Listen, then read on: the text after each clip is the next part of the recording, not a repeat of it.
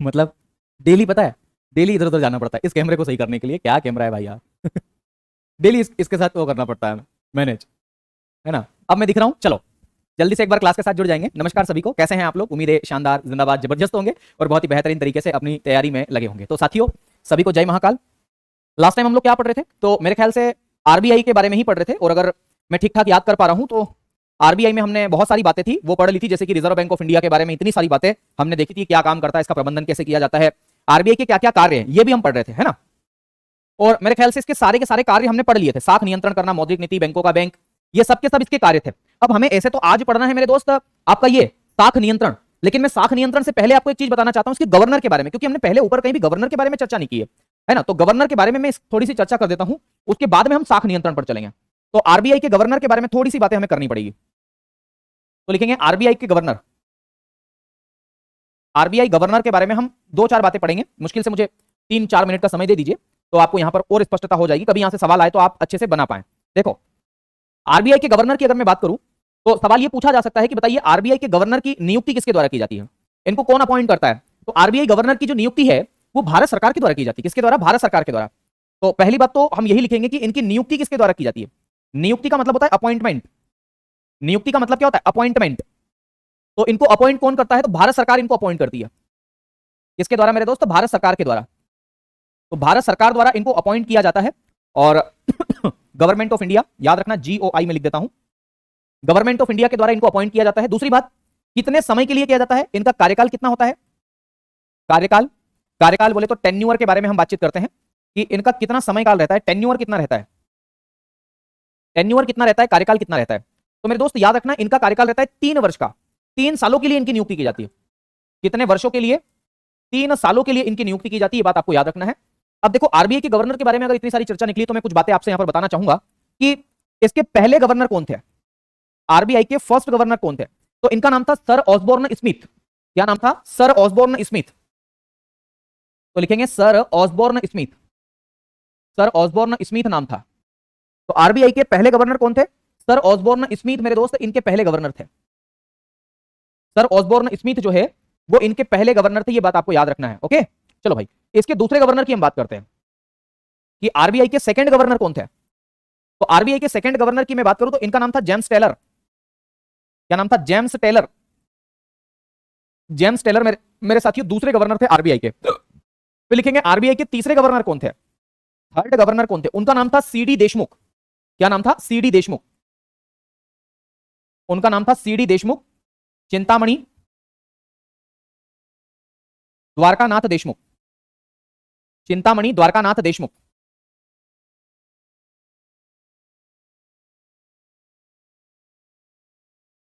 चिंतामणि द्वारकानाथ देशमुख के नाम से आप इन्हें जानते हो। तो सीडी देशमुख मेरे साथियों इसके कौन से गवर्नर थे? तो याद रखना है, तीसरे गवर्नर थे। ओके, सीडी देशमुख इनके तीसरे गवर्नर थे।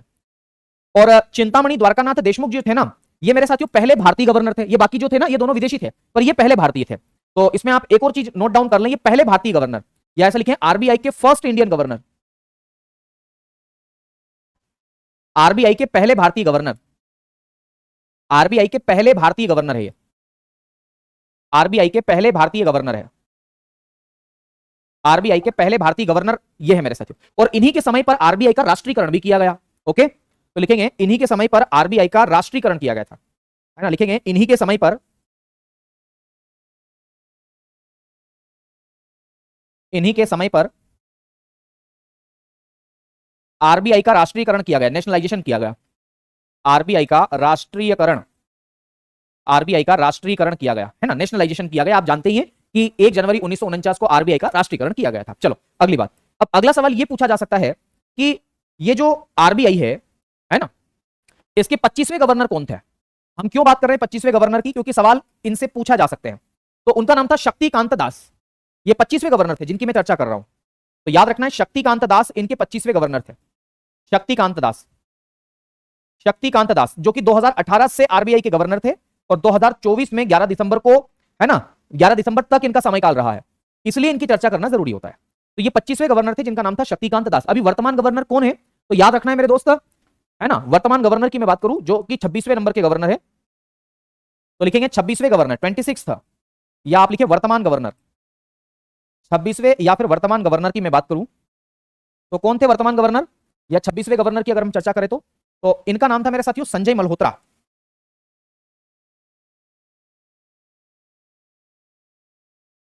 संजय मल्होत्रा।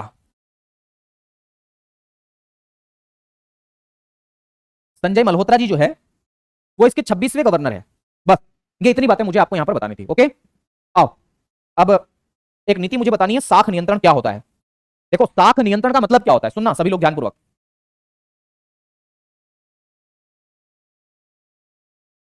साख नियंत्रण या इसी को आप क्रेडिट कंट्रोल बोलते हैं।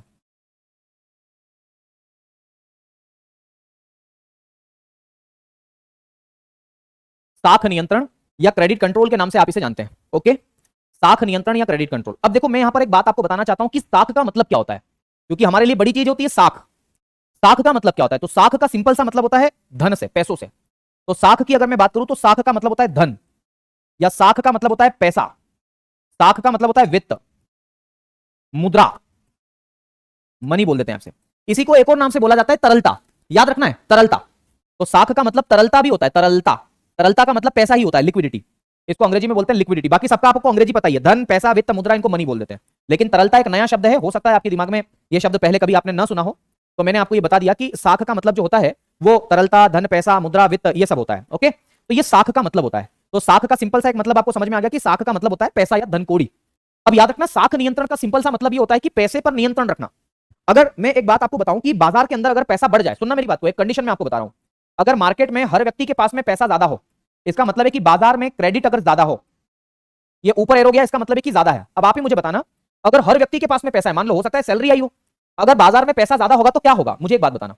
अगर बाजार में पैसा ज्यादा होगा तो क्या होगा, बाजार में अगर हर व्यक्ति की जेब में पैसा होगा तो क्या होगा। आप जितने भी लोग मुझसे यहां पर पढ़ रहे हैं, लगभग मैं आंकड़ा देख पा रहा हूं तो 15,000 लगभग लोग यहां पर लाइव है। एक बात बताओ कि बाजार में अगर पैसा ज्यादा होगा तो क्या होगा भाई, बाजार में अगर पैसा ज्यादा होगा, हर व्यक्ति के पास में पैसा होगा तो क्या होगा भाई। डेफिनेटली आप जो सोच रहे हैं या जवाब दे रहे हैं मुझे कि बाजार में पैसा ज्यादा होगा तो हर व्यक्ति क्या करेगा, डिमांड अपनी बढ़ा देगा, मांग बढ़ा देगा, है ना। अगर किसी लड़की के पास में पैसा होगा तो वो क्या करेगा, वो मैंने शॉपिंग करा दे, है ना, तो शॉपिंग करने चली जाएगी, सही है कि नहीं है?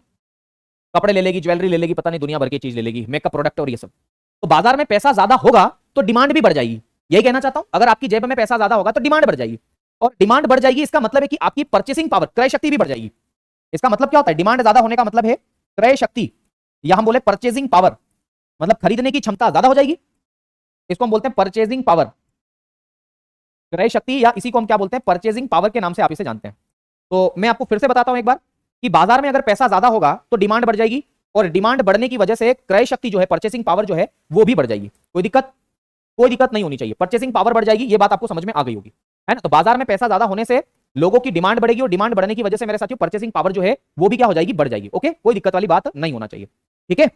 और अगर अगर मेरे साथियों डिमांड बढ़ेगी, लोगों की परचेसिंग पावर बढ़ेगी, तो मार्केट में जिस वस्तु की मांग बढ़ेगी, जैसे गर्मी के दिनों में एसी की डिमांड, कूलर की डिमांड अचानक से बढ़ जाती है, आ गई बात समझ में। तो डिमांड बढ़ने की वजह से मार्केट में उस चीज की सप्लाई में क्या आ जाएगी, कमी आ जाएगी। कमी आ जाएगी कि नहीं आ जाएगी, बोले हाँ सर आ तो जाएगी, क्योंकि सब लोग अगर एक ही चीज की डिमांड करेंगे। एक बात बताओ, अगर लोगों की सैलरी आई है, मान लेते हैं कोई व्यक्ति कहीं काम करता है, उसकी सैलरी आई है, और ऐसे 50 लोग हैं, उनकी सबकी सैलरी आई, सब दारू कुट्टे हैं, दारू कुट्टे समझते हो, नशेड़ी है। तो मुझे एक बात बताओ, जो ठेके की दुकान है सब वहीं पे चले जाएंगे, 1 तारीख को सैलरी आ गई सबकी, सब लाइन में लग जाएंगे। पता चला जो बोतल है, पता नहीं कौन कौन सी आती है वो, है ना, मैकडोनाल्ड, तो उसकी बोतल, मान लो बोतल केवल रखी है 20, और लाइन में खड़े हैं लोग 50।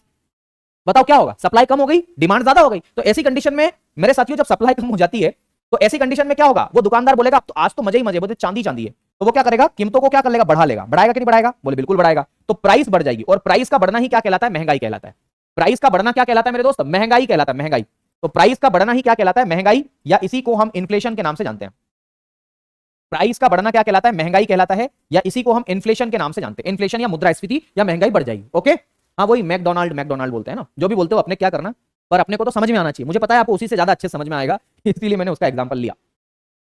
चलो बात समझ में आ गई आप लोगों को। तो पैसा ज्यादा होने से महंगाई बढ़ सकती है, लोगों की जेब में पैसा ज्यादा होगा तो महंगाई बढ़ जाएगी। इस महंगाई को कंट्रोल करने के लिए आरबीआई जो काम करता है उसी को बोलते हैं साख नियंत्रण, है ना, इसलिए साख नियंत्रण किया जाता है। दूसरी बात, एक और चीज सुन लो मेरी बात को, मैं आपको यह भी बताना चाह रहा हूं कि अगर बाजार में पैसा कम हो, अगर मार्केट में क्रेडिट कम हो, धन कम हो, वित्त कम हो, तरलता कम हो, एक ही बात है, मैं बार बार अलग अलग शब्दों को क्यों बोल रहा हूं, उसके कारण है। अगर बाजार में पैसा कम होगा, सुनना मेरी बात को, अगर बाजार में पैसा कम होगा, लोगों की जेब में पैसा ही नहीं होगा, तो लोग मेरे साथियों, आजकल भिखारी की जेब में पैसा नहीं होगा तो वो क्या करेगा? वो तो रोटी खाने की मतलब अपने आप को बड़ा माहिर समझेगा। हाँ, ब्लैक डॉग, ब्लैक डॉग भी आती है। तो स्टॉक अगर कम होगी मार्केट में तो लोगों की डिमांड भी क्या होगी? कम होगी। भाई उछल कूद नहीं करेंगे, जेब भी गर्म नहीं है लोगों की, तो लोगों की डिमांड क्या होगी मेरे दोस्त? कम होगी। आ गई बात समझ में? और अगर लोगों की डिमांड कम होगी तो दुकानों के पास तो मेरे साथियों सप्लाई ज्यादा है ना। वो ब्लैक डॉग की जो बोतल है वो तो दुकानों पर रखी हुई है ना मेरे दोस्त, लेकिन लोगों की सैलरी नहीं आई है तो लोग वहां जा नहीं रहे, तो सप्लाई क्या हो जाएगी? मार्केट में बढ़ी रहेगी। तो दुकानदार बोलेगा कि यार सस्ती ले जा, बोले पर ले जा, तो इसकी वजह से प्राइस जो है वो क्या हो जाएगी? कम हो जाएगी। कोई दिक्कत? और कीमतों में कमी होना क्या कहलाता है? ये मंदीवाड़े की स्थिति कहलाती है। इन्फ्लेशन का उल्टा होता है डिप्रेशन। पर अभी हमें इसको है ना मंदी की स्थिति बोलेंगे। मंदी, मंदी यानी कि डिप्रेशन। क्या बोलते हैं इसे? डिप्रेशन के नाम से आप इसे जानते हैं। कोई दिक्कत वाली बात नहीं होनी चाहिए। तो ये मंदी हो गई, ऐसी कंडीशन को क्या बोलते हैं? मंदी। तो जब जब ये दो कंडीशन है, दोनों कंडीशन को अच्छे से सुन लो। मैंने दो बातें बताई आपको। जब मार्केट में पैसा ज्यादा होता है तो डिमांड बढ़ती है, और डिमांड बढ़ने की वजह से परचेसिंग पावर बढ़ेगी। परचेसिंग पावर बढ़ेगी तो मार्केट में सप्लाई कम होगी, और सप्लाई में कमी होगी तो इन्फ्लेशन क्या होगी? बढ़ेगी या कीमतें बढ़ जाएगी। ऐसा भी हो सकता है कि मार्केट में लोगों के पास पैसा ना हो, तो इसकी वजह से डिमांड कम होगी, जिसकी वजह से मेरे साथियों सप्लाई बढ़ेगी या परचेसिंग पावर भी कम हो जाएगी, और सप्लाई बढ़ेगी और इसकी वजह से कीमतें जो है वो कम हो जाएगी, और इसी को बोलते हैं मंदी। ओके। और ये महंगाई और मंदी, इन दोनों समस्याओं से निपटने के लिए आरबीआई कौन सी क्या करता है? तो आरबीआई साख नियंत्रण करता है, और साख के नियंत्रण के लिए आरबीआई एक नीति बनाता है। याद रखना, साख नियंत्रण करने के लिए आरबीआई एक नीति बनाता है। तो साख नियंत्रण करने के लिए आरबीआई द्वारा एक नीति बनाई जाती है। आरबीआई द्वारा क्या बनाई जाती है? एक नीति बनाई जाती है, उसी को बोलते हैं मौद्रिक नीति। क्या बोलते हैं? आरबीआई द्वारा मौद्रिक नीति बनाई जाती है, मॉनेटरी पॉलिसी। तो साख का नियंत्रण करने के लिए आरबीआई कौन सी नीति बनाता है? तो मेरे दोस्त मौद्रिक नीति बनाता है, मौद्रिक नीति का निर्माण करता है। तो आरबीआई द्वारा मौद्रिक नीति का निर्माण या फॉर्मेशन किया जाता है। क्या बोलते हैं इसे? फॉर्मेशन आप इसे बोलते हैं। तो आरबीआई द्वारा मौद्रिक नीति का निर्माण किया जाता है, ये बात आपको याद रखना होगा। ओके, तो ये बात आपको यहां पर याद रखना, बहुत इंपॉर्टेंट बात है। अब हम अगले टॉपिक पर आ जाते हैं कि मौद्रिक नीति क्या है। ओके। हाँ, अगर आप मीनाक्षी जी पूछ रहे हैं कि एसएससी फाउंडेशन बैच की क्लास कर रहे हैं तो फिर ठीक है, पर्याप्त है, उतना ही पढ़िए, है ना। अगला दिखेगा, मैं अगला हेडिंग डालता हूं मौद्रिक नीति। हेडिंग डाल रहा हूं मौद्रिक नीति। मौद्रिक नीति। और मौद्रिक नीति को हम किस नाम से जानते हैं? Monetary policy. Monetary policy. मौद्रिक नीति को हम किस नाम से जानते हैं? मॉनेटरी पॉलिसी के नाम से जानते हैं। तो मौद्रिक नीति या मॉनेटरी पॉलिसी के नाम से आप इसे जानते हैं, मॉनेटरी पॉलिसी। ओके, तो मॉनेटरी पॉलिसी या मौद्रिक नीति आप इसे कहते हैं मेरे साथियों। आइए जरा इसके बारे में बातचीत कर लेते हैं। सबसे पहली बात तो हमें यह देखना पड़ेगा कि इस मौद्रिक नीति का निर्माण किसके द्वारा किया जाता है, इसको किसके द्वारा बनाई जाती है? तो मेरे साथियों आरबीआई की मौद्रिक नीति समिति के द्वारा इसको बनाई जाती है। तो आरबीआई की इस मौद्रिक नीति को, है ना, मौद्रिक नीति को आरबीआई की मौद्रिक नीति समिति, आरबीआई की मौद्रिक नीति समिति यानी कि एमपीसी, मौद्रिक नीति समिति, और मौद्रिक नीति समिति को हम बोलते हैं एमपीसी, आरबीआई की मौद्रिक नीति समिति द्वारा बनाई जाती है, द्वारा बनाई जाती है।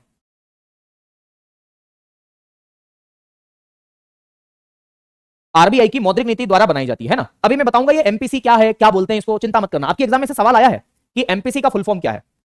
तो एमपीसी के फुल फॉर्म में मैं जब फुल फॉर्म वाली क्लास कराऊंगा ना तब आपको वहां पर बता दूंगा। फिलहाल के लिए चीजों को समझना। आरबीआई की मौद्रिक नीति समिति के द्वारा मेरे साथियों कौन सी नीति बनाई जाती है? तो मौद्रिक नीति बनाई जाती है। पहले तो आपको ये याद रखना है। ओके, मेरे ख्याल से आपको याद हो गया होगा इतनी देर में, तो ठीक है। अब जरा सुनना मेरी बात को, ये मौद्रिक नीति कब कब बनाई जाती है? तो मौद्रिक नीति मेरे साथियों बनाई जाती है हर 2 महीने में, यानी कि द्विमासिक, द्विमासिक बनाई जाती है, हर 2 महीने में बनाई जाती है। बोले हर 2 महीने में बनाई जाती है? जी हाँ, ये द्विमासिक बनाई जाती है। द्विमासिक का मतलब होता है बाय मंथली, बाय मंथली इसको बनाया जाता है। तो मौद्रिक नीति को द्विमासिक बनाया जाता है, हर 2 महीने में बनाई जाती है, इसलिए इसको बोलते हैं द्विमासिक। ओके, द्विमासिक बनाई जाती है, बाय मंथली बनाई जाती है। अच्छा, अगली बात मेरे साथियों, ये जो मौद्रिक नीति समिति है ना जिसके बारे में अभी हमने यहां पे लिखा, इसमें सदस्यों की संख्या कितनी है? कई बार सवाल आता है कि एमपीसी में सदस्यों की संख्या कितनी है। तो एमपीसी में सदस्यों की संख्या होती है 6। How many members in MPC? तो there are 6 member in MPC. कितने सदस्य होते हैं इसके अंदर? 6 सदस्य होते हैं, जिसमें से आरबीआई के कितने सदस्य होते हैं? तो आरबीआई के 3 सदस्य होते हैं। आरबीआई की तरफ से 3 सदस्य होते हैं, और 3 सदस्य मेरे साथियों सरकार की तरफ से रहते हैं। आगे बात समझ में? तो मौद्रिक नीति समिति में 3 सदस्य आरबीआई की तरफ से रहते हैं, और 3 सदस्य जो होते हैं वो सरकार की तरफ से रहते हैं। ओके, किसकी तरफ से रहते हैं? सरकार की तरफ से रहते हैं। ये बात आपको याद रखना होगा, ठीक है। बताओ बताओ, इतनी बातें समझ में आ गई? अब हमें यह देखना होगा जी,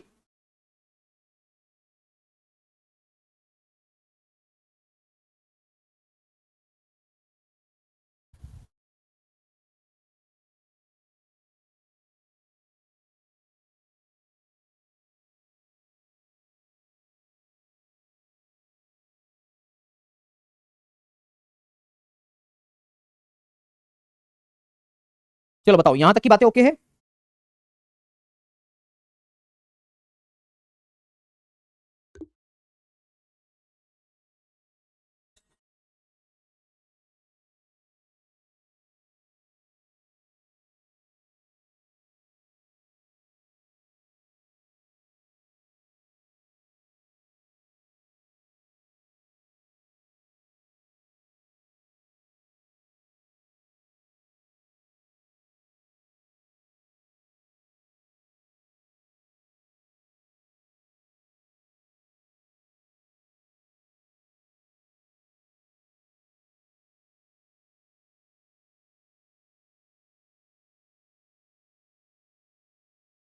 चलो, नहीं यार, आवाज ओके है, सब कुछ ओके है। आप अपना है ना एप्लीकेशन से बाहर हो जाओ, उसके बाद में अंदर आओ, शायद इस वजह से प्रॉब्लम आ रही है। ठीक है, चलो आ जाओ। अब देखो मौद्रिक नीति का उद्देश्य क्या है, हमें उद्देश्य अगर समझ में आ जाएगा ना तो हम आगे इसके प्रकार को भी पढ़ सकते हैं। तो मौद्रिक नीति के उद्देश्य क्या है? उद्देश्य का मतलब होता है ऑब्जेक्टिव, यानी कि हम क्यों बनाते हैं मॉनेटरी पॉलिसी, इसका ऑब्जेक्टिव क्या है। तो ऐसे तो आपको पता है कि इसका ऑब्जेक्टिव क्या है। मौद्रिक नीति क्यों बनाई जाती है? तो इसलिए बनाई जाती है, क्या करने के लिए? साख नियंत्रण करने के लिए, या दूसरे शब्दों में कहूं तो महंगाई और मंदी की समस्या को दूर करने के लिए बनाई जाती है। ठीक है, तो यहां पर आपको यह ध्यान रखना है मौद्रिक नीति का उद्देश्य क्या है। तो इसमें अगर मैं बताऊं तो इसमें आप लिखेंगे साख नियंत्रण करना। इसका पहला उद्देश्य है साख नियंत्रण करना। साख नियंत्रण, इसको हम अंग्रेजी में बोलते हैं क्रेडिट कंट्रोल। क्रेडिट कंट्रोल करना पहला उद्देश्य। क्रेडिट कंट्रोल करना मतलब ना तो बाजार में ज्यादा पैसा होना देना और ना ही कम होने देना। दूसरा लिखेंगे कीमत स्थिरता। कीमत स्थिरता, कीमत स्थिरता को हम प्राइस स्टेबिलिटी भी बोलते हैं। भाई किसी भी वस्तु की कीमत ज्यादा नहीं हो, नहीं किसी भी वस्तु की कीमत मेरे साथियों कम हो, है ना, तो कीमत स्थिरता इसको बोलते हैं प्राइस स्टेबिलिटी। क्या बोलते हैं इसे? Price stability. कीमत स्थिरता या मूल्य स्थिरता के नाम से भी आप इसे जानते हैं। ओके, तो ये दोनों इसके उद्देश्य होते हैं, इसीलिए मौद्रिक नीति बनाई जाती है। तीसरा हम आसान भाषा में लिख सकते हैं महंगाई या मुद्रास्फीति। मुद्रास्फीति को हम बोलते हैं इन्फ्लेशन। मुद्रास्फीति एवं मंदी, एवं मंदी, मंदी का मतलब होता है डिप्रेशन। इन्फ्लेशन और डिप्रेशन, मुद्रास्फीति एवं मंदी पर नियंत्रण, नियंत्रण के लिए, मुद्रास्फीति एवं मंदी पर नियंत्रण के लिए भी मेरे दोस्त क्या किया जाता है? तो ये मौद्रिक नीति अपनाई जाती है। ओके, अब हमारे मन में यह सवाल आएगा कि मौद्रिक नीति जो है वो कितने प्रकारों की होती है। ठीक है, तो अगला हेडिंग डालेंगे मौद्रिक नीति के प्रकार। मौद्रिक नीति के प्रकार कितने होते हैं? तो मौद्रिक नीति के दरअसल दो प्रकार होते हैं, types of monetary policy. Types of monetary policy, मौद्रिक नीति के प्रकारों की हम बात करें तो इसके कितने प्रकार है? इसके दो प्रकार है, दो प्रकार। ओके, सबसे पहला प्रकार है कठोर मौद्रिक नीति। ऐसा नहीं है सबसे पहला दूसरा कुछ नहीं होता, याद रखना है, एक आपको याद रखना है कठोर मौद्रिक नीति। क्या याद रखेंगे? कठोर मौद्रिक नीति के नाम से आप इसे याद रखेंगे, तो लिखेंगे कठोर मौद्रिक नीति। क्या लिखेंगे? कठोर मौद्रिक नीति के नाम से आप इसे जानेंगे। तो पहला प्रकार लिखेंगे कठोर मौद्रिक नीति, है ना, इसका इसके दो प्रकार है। पहला प्रकार लिखेंगे कठोर मौद्रिक नीति, कठोर मौद्रिक नीति, कठोर मौद्रिक नीति। और इसी कठोर मौद्रिक नीति को हम अंग्रेजी में टाइड मॉनेटरी पॉलिसी के नाम से जानते हैं। किसके नाम से जानते हैं? Tight monetary policy.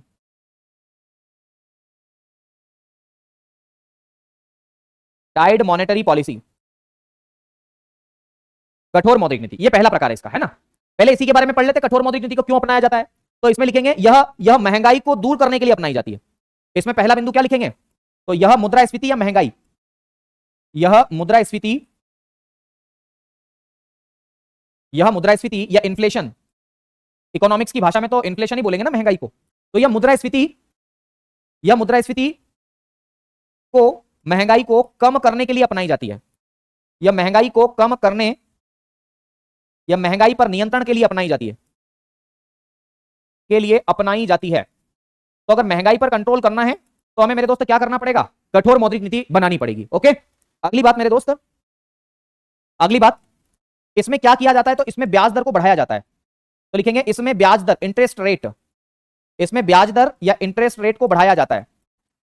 इसमें ब्याज दर को बढ़ाया जाता है।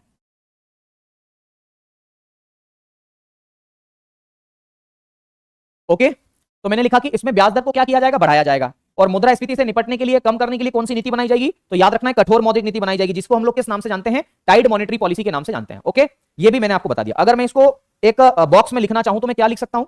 मैं ये लिख सकता हूं, सुनना मेरी बात को, अच्छे से समझ में आएगी बातें। मैंने आपको ये बताया कि अगर ब्याज दर को बढ़ा दिया जाएगा, मान लो आपको लोन चाहिए, आप लोन लेने गए मेरे दोस्त किसके पास? बैंक के पास, और बैंक ने ज्यादा ब्याज आपको बताई, तो क्या आप लोन लोगे? पैसा लोगे? नहीं लोगे, या कम लोगे। तो इसकी वजह से आपकी जेब में पैसा या धन या तरलता या पैसा जो है वो क्या हो जाएगा? कम हो जाएगा। तो महंगाई कम हो जाएगी, जब पैसा कम हो जाएगा तो डिमांड कम हो जाएगी। आ रही बात समझ में? तो ब्याज दर ज्यादा होगी तो इसकी वजह से क्या होगा? तरलता आपकी जेब में कम होगी, और जब तरलता कम होगी मेरे साथियों तो क्या होगा? तो मेरे साथियों आपकी मांग भी जो है वो डिमांड क्या हो जाएगी? कम हो जाएगी। होगी कि नहीं होगी? बोले बिल्कुल होगी। और जब डिमांड कम होगी मेरे साथियों तो डेफिनेटली महंगाई क्या होगी? कंट्रोल हो जाएगी। ओके, तो ये बात आपको यहां पर याद रखना पड़ेगी। कोई दिक्कत वाली बात तो नहीं है। ये पहला प्रकार है कठोर मौद्रिक नीति। क्या बोलते हैं इसे? कठोर मौद्रिक नीति के नाम से आप इसे जानते हैं। ओके ओके सर, किसी प्रॉब्लम की वजह से मैं क्लास नहीं ले पाई थी, अब पीछे का क्लास लेके आज से लाइव ले रही। ओके, बहुत अच्छी बात है। चलो भाई, इतनी बातें आप लोगों को समझ में आ गई है यहां तक, बहुत ही अच्छी बात है, क्योंकि ये बात समझ में आनी चाहिए।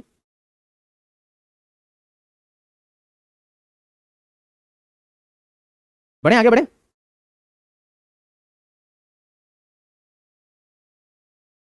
आइए जरा अगला प्रकार, दूसरा प्रकार है मेरे साथियों, और उसे आप बोलते हैं सस्ती मौद्रिक नीति, सस्ती या सरल मौद्रिक नीति। सस्ती, या फिर इसी को हम लोग किस नाम से जानते हैं? सरल मौद्रिक नीति के नाम से जानते हैं। सस्ती या सरल मौद्रिक नीति, दूसरा प्रकार, सस्ती या सरल मौद्रिक नीति के नाम से आप इसे जानते हैं। क्या बोलते हैं आप इसे? सस्ती या सरल मौद्रिक नीति के नाम से आप इसे जानते हैं। सस्ती या सरल मौद्रिक नीति, इसको हम अंग्रेजी में बोलते हैं इजी मॉनेटरी पॉलिसी। क्या बोलते हैं इसे? Easy monetary policy. क्या बोलेंगे? Easy monetary policy.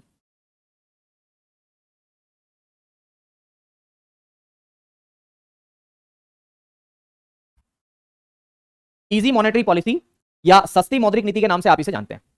ओके, तो इजी मॉनेटरी पॉलिसी या सस्ती मौद्रिक नीति के नाम से आप इसे जानते हैं। इसमें क्या होता है वो जरा देखना, तो लिखेंगे इसके अंदर लिखेंगे यह मंदी, मंदी का मतलब होता है डिप्रेशन। अगर आपको मंदी क्या होती है ये नहीं पता तो अभी मैं लिखवा दूंगा, चिंता मत करना। यह मंदी को कम करने के, सॉरी, मंदी को दूर करने के लिए अपनाई जाती है। मंदी को दूर करने के लिए अपनाई जाती है।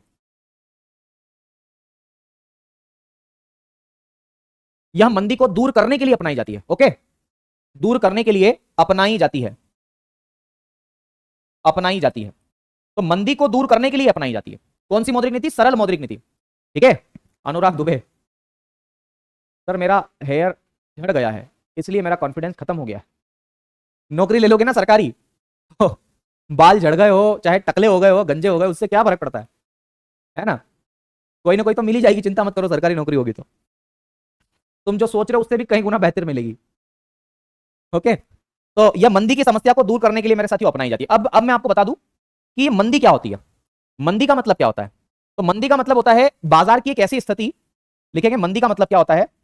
तो बाजार की ऐसी स्थिति, बाजार की ऐसी दशा जिसमें, बाजार की ऐसी सिचुएशन जिसमें जिसमें मांग या डिमांड,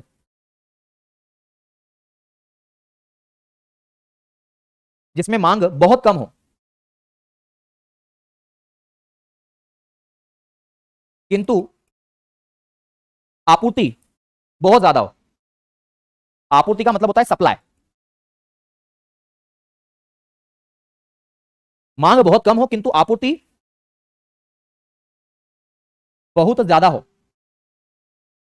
बाजार की ऐसी स्थिति को हम किस नाम से जानते हो? तो मंदी के नाम से जानते हैं, मंदी। और मंदी को दूर करने के लिए कौन सी नीति अपनाई जाती है? सस्ती या सरल मौद्रिक नीति अपनाई जाती है। अगली बात, इसमें क्या किया जाता है? इसमें ब्याज दरों में कमी की जाती है ताकि डिमांड बढ़े, लोगों के पास में पैसा बढ़े। तो लिखेंगे इसमें ब्याज दरों में कमी की जाती है। इसमें इंटरेस्ट रेट को सरल किया जाता है या कम किया जाता है। लिखेंगे इसमें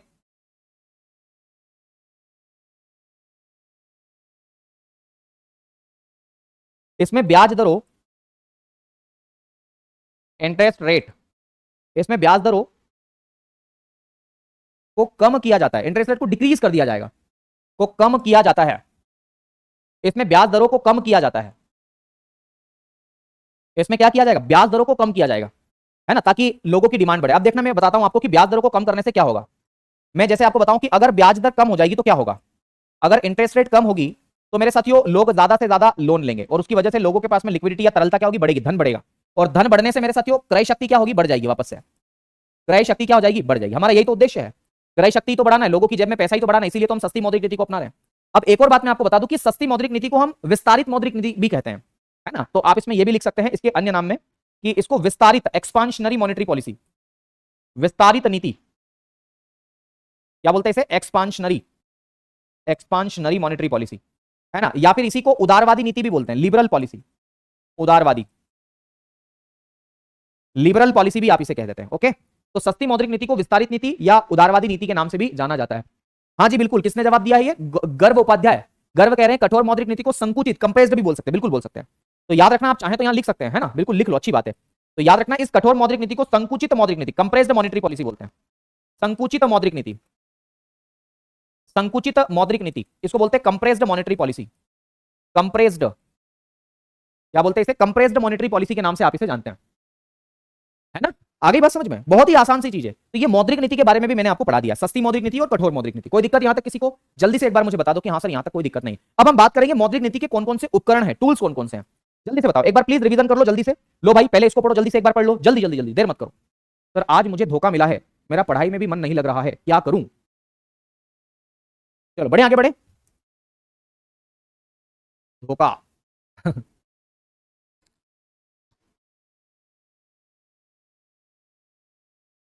धोखा मिला है आपको।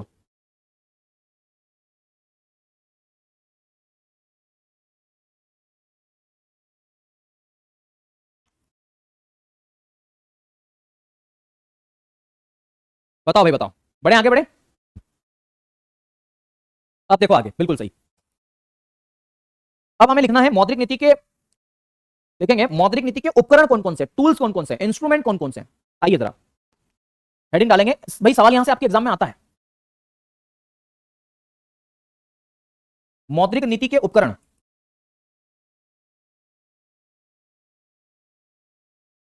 उपकरण को हम टूल्स भी बोल सकते हैं, इंस्ट्रूमेंट भी बोल सकते हैं, है ना।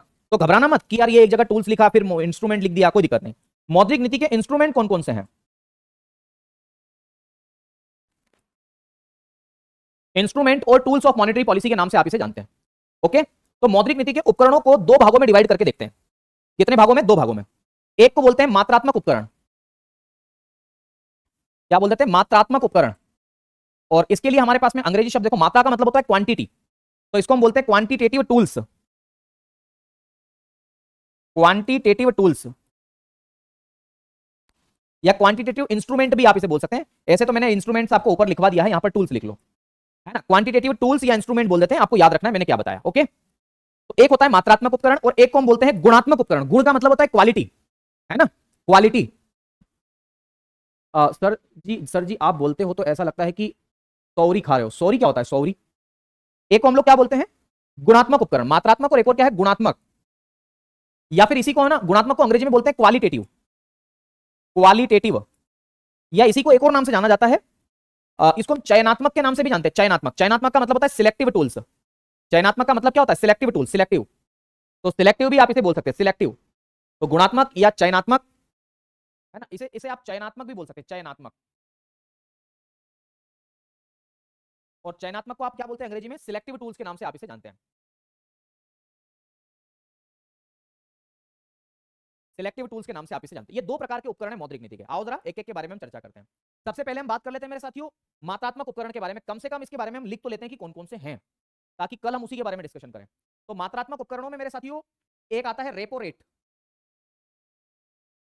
Repo rate. एक आता है reverse repo rate, reverse repo rate. एक आता है मेरे दोस्त OMO, कल लिखवाऊंगा इसके फुल फॉर्म। एक आता है CRR, एक आता है SLR, SLR। फिर लिखना है मेरे दोस्त बैंक रेट। एक आता है SDF, SDF। एक आता है MSF, MSF rate, SDF rate, है ना। CRR, SLR, open market operations, bank rate, repo rate, reverse repo rate, है ना। ये सारे के सारे आपके मात्रात्मक उपकरण हैं। और गुणात्मक में कौन कौन से आते हैं, तो एक लिख लेंगे मेरे साथियों साख राशनिंग, क्रेडिट राशनिंग बोलते हैं इसको, साख राशनिंग, क्रेडिट राशनिंग। एक लिखना है नैतिक दबाव, इसको हम बोलते हैं मोरल सुएशन, मोरल सुएशन। एक लिखना मेरे साथियों सीमांत आवश्यकता, इसको बोलते हैं मार्जिनल रिक्वायरमेंट या मार्जिन रिक्वायरमेंट। और एक लिखना डायरेक्ट एक्शन, प्रत्यक्ष कार्यवाही, डायरेक्ट एक्शन। तो ये कुल मिलाकर के इतने सारे आपके गुणात्मक उपकरण हैं, इनके बारे में आप कल डिस्कशन करेंगे, है ना। तो आज की क्लास इतनी ही करते हैं, प्लीज इसको रिवीजन करके आइएगा, अच्छे से पढ़िएगा और मस्त रहिएगा। मुझे तो पता ही नहीं चलता है टाइम कब खत्म हो जाता है यार, हैं? थोड़ी देर पहले तो क्लास शुरू की थी। आपको ऐसा लगता है कि नहीं लगता, ये बताओ। मुझे नहीं लगता, समय बहुत जल्दी खत्म हो जाता है। ओके, चलो भाई, तो ये कहानी थी और इस कहानी के पीछे ही पूरी दुनिया दीवानी है है ना, क्योंकि नौकरी सबको चाहिए। सर इंग्लिश लिखना जरूरी है क्या, प्लीज बताएं ना, मत लिखिए, बिल्कुल भी मत लिखिए आप तो। चलो भाई, कोई दिक्कत किसी को भी। अब हम कल मिलेंगे, कल मैं क्लास लूंगा, है ना, मेरी मैराथन थी ऐसे कल, पर वो मैं संडे को ही ले चुका हूं।